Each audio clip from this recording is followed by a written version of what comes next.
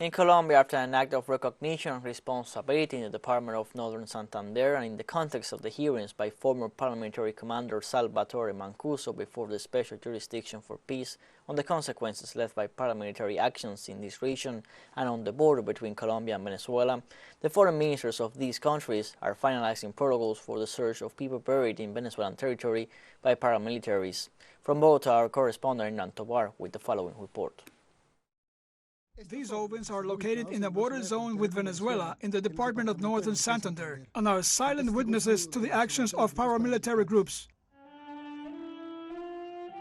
In this place, an act of recognition and pardon was carried out by the former commander of the Catatumbo bloc, Salvatore Mancuso, responsible for crimes on the border. The Colombian government proposed to activate mechanisms to search for people buried in Venezuelan territory and informed that humanitarian activities are being agreed upon by the foreign ministries of both countries. I believe that protocols must be established to effectively search that area and, of course, to do what is needed to find those bodies, and if they are found, bring them to Colombia.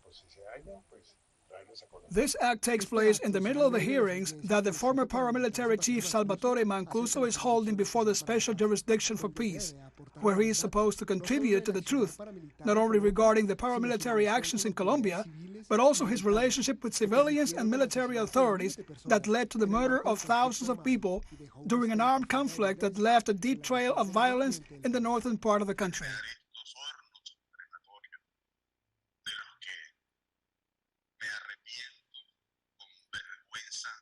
To create these incinerations, which I regret with deep embarrassment, to eliminate people in them and in Venezuela territory. There are more than 200 people that are missing today because of us, the United Self-Defense Forces in Venezuelan territory.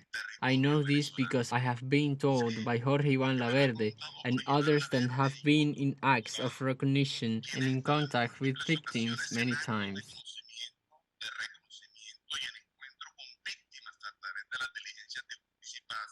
Jorge Iván Laverde, known as El Iguano, was the commander of the border front of the Catatumbo bloc, who terrorized this part of the country. Under his command, people were incinerated in the ovens of Huanfrío. He participated in the execution of at least 170 people, and he ordered and participated in at least 8 massacres between 1999 and 2004.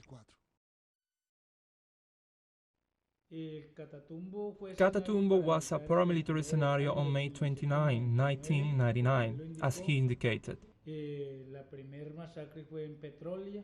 The first massacre was in Petrolia, and that is how the terrifying massacre came about in the village of La Gabarra on August 22, 1999.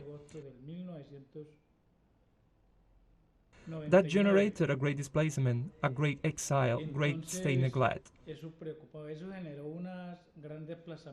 Because I dare say that as the government has had abandoned us in Colombia,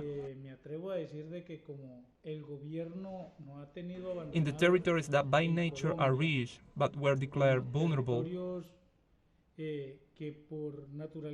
the only things the government had to implement were the military and paramilitary forces.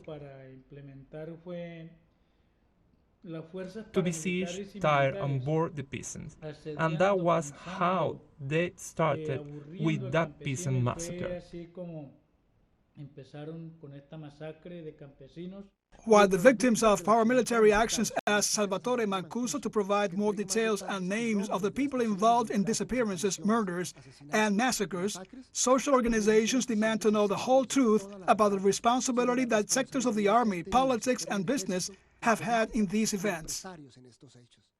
Hernán Darío Tobar Gaitán, teleSUR, Bogotá, Colombia.